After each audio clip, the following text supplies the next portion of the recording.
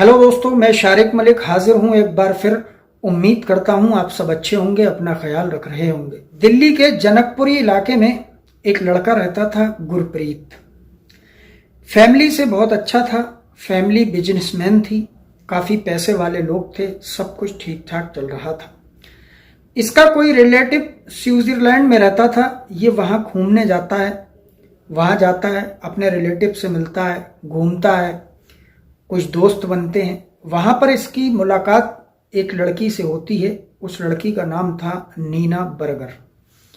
ये उसको बड़ा पसंद करता है, इसको बहुत अच्छी लगती है।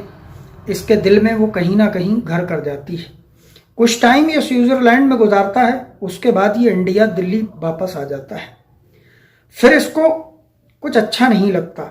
जब ये प्यार मोहब्बत वाले केस होते हैं तो इसमें बस एक ऐसा भूत सवार होता है कि लगता है कि हमारा महबूब हमारे सामने रहे। ये भी एक कड़वी हकीकत है। इसके बाद ये अपने घर में, फैमिली में, अपने माता पिता से कुछ बहाना लगाता है और बोलता है मुझे स्विट्जरलैंड में जाना है, वहाँ कुछ काम या पढ़ाई, जो भी इसको बहाना करना था वो बहाना ये मिलाता है और दोबारा से स्विट्जरलैंड चला जाता है। पैसा काफ़ी था फैमिली के पास, पैसे की कोई प्रॉब्लम नहीं थी, इस वजह से कोई दिक्कत नहीं होती। ये दोबारा चला जाता है। ये दोबारा वहाँ रिलेटिवों का तो एक बहाना था, लेकिन फिर वही उसी नीना बर्गर नाम की लड़की से मिलता है, घूमता है, फिरता है। अच्छा, विदेशी जो माहौल है आप जानते ही हैं, वहाँ पर सब कुछ बड़ा फ्रैंक होता है। गले में हाथ डालना, हाथ पकड़कर एक दूसरे की बात करना, हंसी मजाक, ये सब आम बात है। अपने इंडिया से कुछ थोड़ा अलग कल्चर होता है। खैर, लेकिन ये अपने दिल की बात उस लड़की से नहीं कह पाता कि मुझे तुमसे प्यार है, इश्क है या कुछ भी। उसके बाद इसका टाइम बीतता जाता है और ये फिर इंडिया वापस आ जाता है। लेकिन इसके दिल और दिमाग में सिर्फ वही चल रही थी, नीना बर्गर। इसके बाद ये फिर अपनी फैमिली से रिक्वेस्ट करता है, कुछ बताता है और ये तीसरी बार स्विट्जरलैंड पहुंच जाता है। इसने इस बार ठान ली थी कि मुझे अपना इजहार ज़रूर करना है नीना बर्गर से, क्योंकि मैं ऐसे कब तक आता रहूँगा। उससे प्यार की बात करता हूँ, देखता हूँ वो एक्सेप्ट करती है या नहीं। ये वहाँ पहुँचता है और नीना बर्गर से मिलने जाता है, लेकिन ये अपनी बात कह पाता उससे पहले ये देखता है कि वो किसी लड़के के साथ बहुत ज़्यादा करीब है, उससे बहुत लंबी बात कर रही है और इसको पहली ही नज़र में लग जाता है कि इसका, नीना बर्गर का, इस लड़के के साथ कुछ चल रहा है। तब वो नीना बर्गर से बात करता है और उससे ऐसी बातों बातों में पूछने लगता है, अगर तुमसे कोई प्यार करे तो क्या तुम उससे शादी करती हो? जैसे मान लीजिए मैं ही तुमसे प्यार करूं तो क्या तुम एक्सेप्ट करोगी? इस तरीके की जब वो बातें करता है तो नीना बर्गर उसको साफ साफ लफ्ज़ों में बता देती है कि ये मेरा बॉयफ्रेंड है। जो लड़का उसके साथ उसने देखा था उसको बताती है कि वो मेरा बॉयफ्रेंड है और मैं उससे ही शादी करूंगी और इसके अलावा मैं किसी के बारे में कुछ सोच भी नहीं सकती। अब हुआ ये था, वहाँ का जो सब कुछ है वो अलग है, कल्चर वहाँ का सब कुछ फ्रैंक है इतना। उसने शायद हाथ पकड़ा होगा, गले में हाथ डालकर बात की होगी, हंसी मजाक की होगी, तो इसको ऐसा लगा कि शायद ये भी मुझसे प्यार करने लगी है। लेकिन ऐसा कुछ नीना बर्गर के दिल में था नहीं। अब क्या होता है, इसको बड़ा बुरा लगता है और ये फिर इंडिया वापस आ जाता है। लेकिन इसको कुछ अच्छा नहीं लगता और बड़ा बुरा लगता है। ये नीना बर्गर को इंडिया आने की दावत देता है, उससे फ़ोन पर बात करता है और उससे कहता है, नीना, मैं 3 बार स्विट्जरलैंड आया, आप सबके साथ घूमा, बड़ा अच्छा लगा, लेकिन तुम कभी इंडिया नहीं आई। एक बार तुम हमारे इंडिया आओ, इंडिया हमारा बड़ा अच्छा है, यहाँ घूमना, अच्छी अच्छी चीज़ें हैं, ताजमहल, दिल्ली, ये सब, लाल किला। उसने सारी चीज़ों की जानकारी दी और नीना को पता भी था हमारे हिंदुस्तान की कुछ चीज़ें ऐसी हैं जिन्हें पूरी दुनिया जानती है, स्विट्जरलैंड ही क्या। तो खैर वो बोलती है ठीक है, और वो फिर इसकी इस बात से सहमत होकर वो इंडिया आ जाती है। उसको घूमने का काफ़ी शौक था। उसने सोचा ठीक है, ये मुझे घुमा देगा, दिल्ली में रहता है, जानने वाला है। लेकिन नीना बर्गर को ऐसा कुछ लग नहीं रहा था कि आगे आने वाले वक्त में मेरे साथ क्या हो सकता है। अब अभी 11 अक्टूबर को नीना बर्गर इंडिया आती हैं दिल्ली में। दिल्ली में लैंड करती हैं। ये गुरप्रीत एयरपोर्ट पहुंचता है, उनको लेता है। उसको लेने के बाद ये टैगोर गार्डन के एक होटल में नीना बर्गर के नाम से एक रूम लेता है और वहाँ पर उनको ड्रॉप करता है। वहाँ उनको रोकता है और बोलता है अब हम कल घूमने चलेंगे। अब ये अगले दिन जाता है, मिलता है, घूमने जाते हैं, दिल्ली घुमाता है। इस तरीके से ये 1 हफ्ते तक अलग अलग दिल्ली से बाहर भी लेकर गया, सब में घुमाता है। इसी हफ्ते के बीच में एक दिन 11 अक्टूबर से ये जो मैं आपको बता रहा हूँ या 18 अक्टूबर के बीच में ये उसको घुमाने ले जाता है। शाम हो जाती है, शाम को होटल उसको वापस छोड़ने आता है और ये ऐसी ड्रिंक व्रिंक भी करते हैं, खाना खाते हैं। तभी अच्छा, नीना बर्गर जो थी वो इंडिया की जो फेमस चीज़ें हैं इन सब चीज़ों के बारे में इससे अलग अलग जानकारियां लेती थी। अक्सर ऐसा होता ही है, अगर हम भी किसी कंट्री में जाएं या किसी प्रदेश में अगर हम जाएं तो कुछ अलग देखते हैं तो वहाँ के बारे में पूछने लगते हैं। अगर वहाँ का ही कोई बंदा हो तो ये इससे गुरप्रीत से सारी चीज़ें पूछती है। वह ऐसी एक एक अपनी अपनी मतलब इंडिया की जो जो चीज़ें हैं उनके बारे में बताता है। फिर बीच में जादू की बात आ जाती है, जादू इंडिया में हमारे कुछ बताया होगा। तो वो कहती है अच्छा, वो बड़ा खुश होती है कि ऐसा भी होता है। तो इसके पास एक बैग होता था, ये हमेशा वो उस बैग को अपने पास रखता था। फ़ोन, चार्जर, ये वो सारे सामान उसमें होते थे। ये बैग लेता है, बैग की चेन खोलता है, उसमें एक चेन होती है लोहे की। वो चेन निकालता है और कहता है देखो मैं तुम्हें एक जादू दिखाता हूँ। नीना बर्गर कहती है ठीक है, लेकिन जब वो चेन देखती है बैग में से ये निकालता है तो वो थोड़ी सटपटाती है, डरती है। लेकिन ये मुस्कुराते हुए उससे कहता है डरो मत, देखो मैं तुम्हें आज एक जादू दिखाता हूँ। इसने कहीं से ये ट्रिक सीख रखी थी कि इस चेन को किस तरीके से खोलना है, क्या करना है। वो जादू दिखाना चाहता था, उसको उसके दिल में अपने लिए एक जगह बनाना चाहता था ताकि इसका डर निकल जाए। उसको ये सब काम नेक्स्ट टाइम करना था। खैर, इसके बाद उससे कहता है आप अपनी आंखें बंद करो। वो आंखें बंद करती है, ये हाथों में पैरों में उसके चेन बांध देता है और किस तरीके से खोलता है बिना चाबी के, क्या होता है, उसको बड़ा पसंद आता है ये चीज़ और बड़ा वो खुश होती है। इसके बाद ये खाना वाना खाकर गुड बाय कहकर और शाम को अपने घर वापस जनकपुरी चला जाता है। अगले दिन फिर मिलता है। 19 अक्टूबर आ जाती है। अब ये हफ्ता गुजर जाता है। 18 तारीख के बाद अब 19 तारीख आ जाती है। ये जाता है कहीं घुमाने लेकर जाता है और दिल्ली में ही एक सुनसान जगह पर, जनकपुरी के पास में ही एक सुनसान जगह है, वहाँ ले जाकर ये कार रोकता है। कार रोकने के बाद वहाँ कुछ उससे बातचीत करता है, गप्पे लड़ाने लगता है और ये सब बातें अलग अलग जगहों की उसको बातों में उलझा देता है। फिर ऐसे करते करते ही ये फिर एक बार जादू की बातें करने लगता है। इसके पास सेंट्रो कार थी, उस सेंट्रो कार से ही उससे मिलने जाता था। हालांकि इसके पास और भी कार थी, लेकिन ख़ास तौर से ये नीना के साथ जब जब जाता था तो अपनी सेकंड हैंड सेंट्रो कार से जाता था। इसके बाद ये सेंट्रो कार से जाता है, वहाँ लगा देता है। इसकी जो कार के शीशे थे वो ब्लैक थे। अभी कार में ही बैठता है और उससे बातचीत करता है और कहता है चलो मैं तुम्हें आज एक और तरीके का जादू दिखाता हूँ। अब होटल में ये सब कुछ हो चुका था, इसलिए उस फॉरेनर लड़की जो थी नीना बर्गर, उसको इसके ऊपर पूरा यकीन था क्योंकि इसने होटल में ऐसा किया था और उसको बड़ा अच्छा लगा था जब ये इसने ट्रिक दिखाई उसको। तो ये बोलती है ठीक है। वो उसके हाथों में पैरों में जंजीर बांधता है और आंखें बंद करने को बोलता है। वो फटाक से कर देती है। उसने कहा चलो 2 मिनट की तो बात है, होटल में किया ही था। इसके बाद जब वो आंखें बंद करती है ये अचानक से उसका गला दबाने लगता है। दोनों हाथों से पूरी ताकत से उसका गला दबाता है। अब जब गला दबाता है तो गाड़ी लॉक है, ज़्यादा ज़ोर से चीख नहीं सकती क्योंकि उसने बहुत ज़ोर से उसको पकड़ रखा था। वो उसको बताती है कि मेरे दर्द हो रहा है, लेकिन ये कुछ सुनने वाला नहीं था।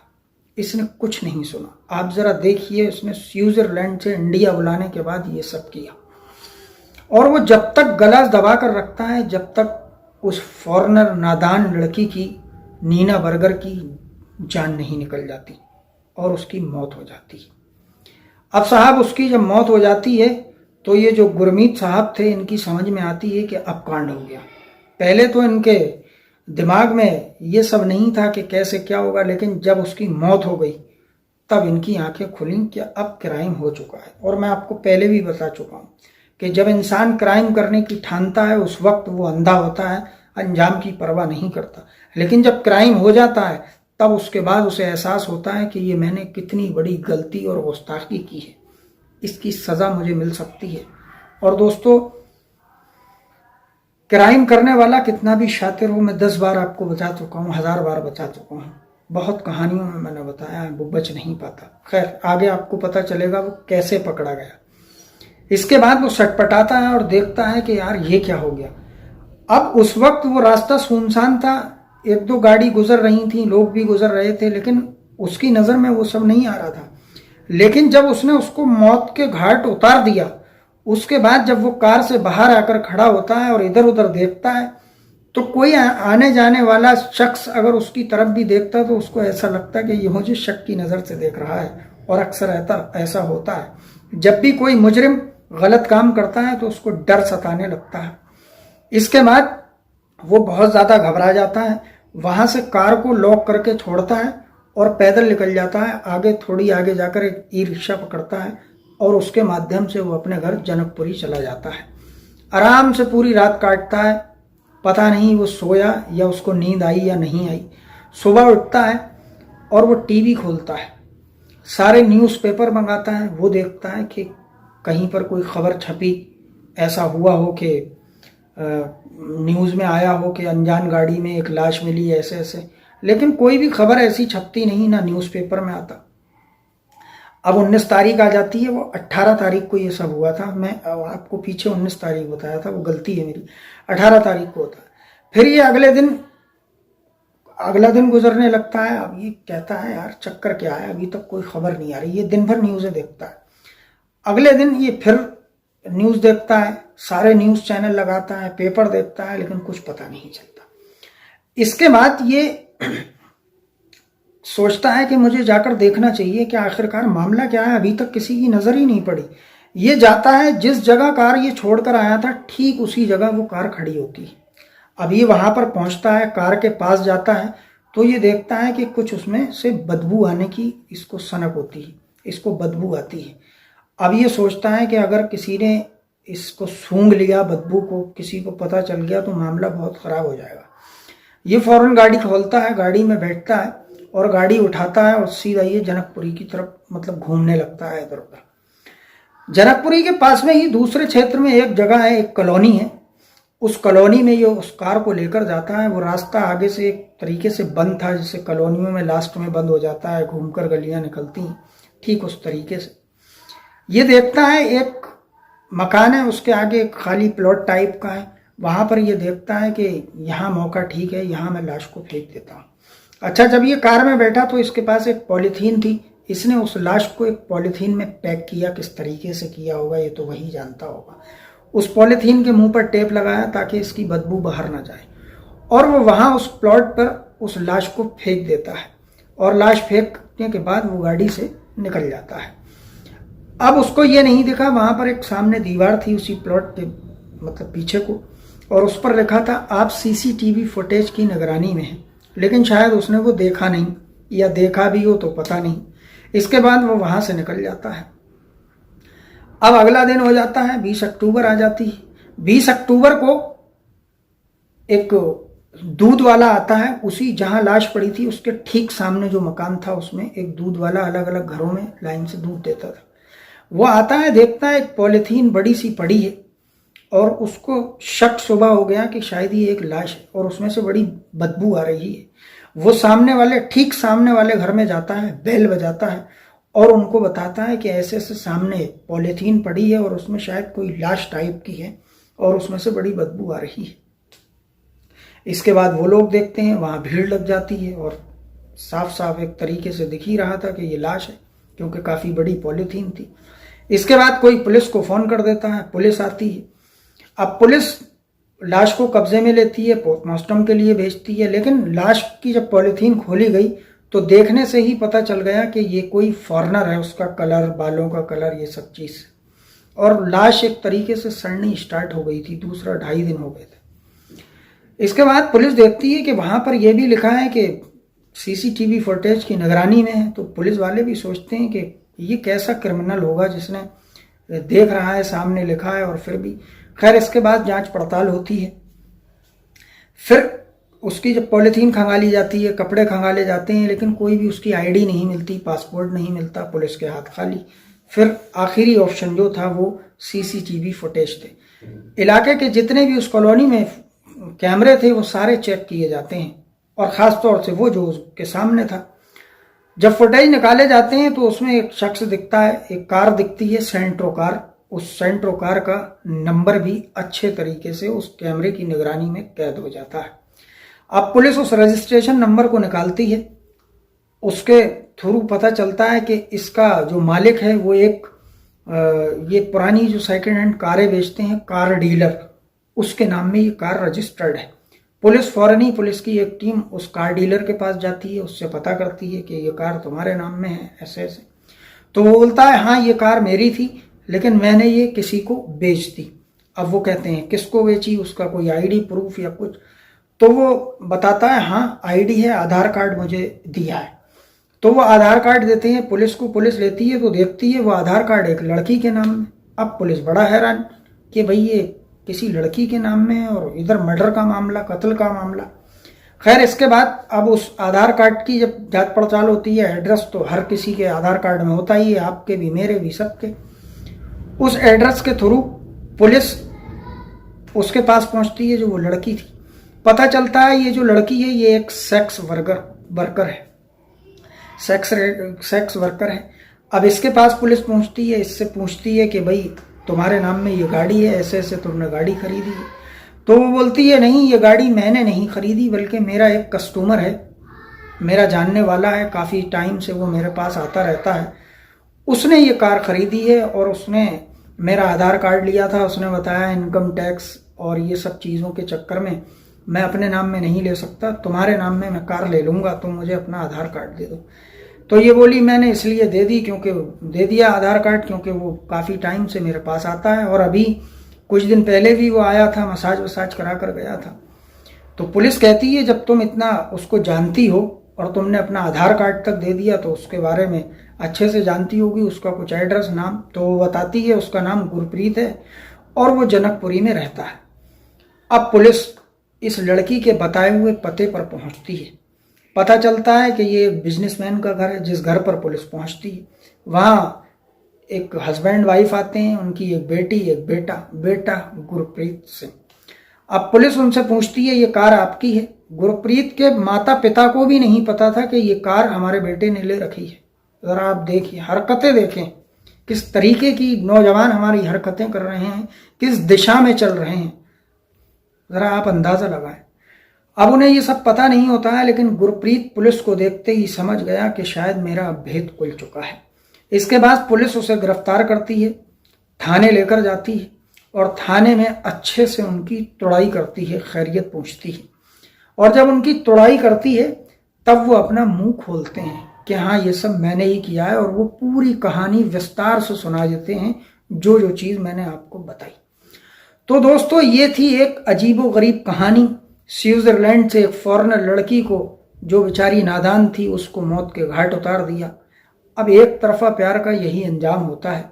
खैर अगर वो इसको मना कर चुकी थी तो ये इंडिया में ही किसी लड़की को देखकर शादी कर लेता, अपनी फैमिली को बोलता, लेकिन इसके सिर पर भूत सवार था। अब आप देखें, पहले प्यार और फिर कत्ल, ये अजीब किस्म का प्यार है।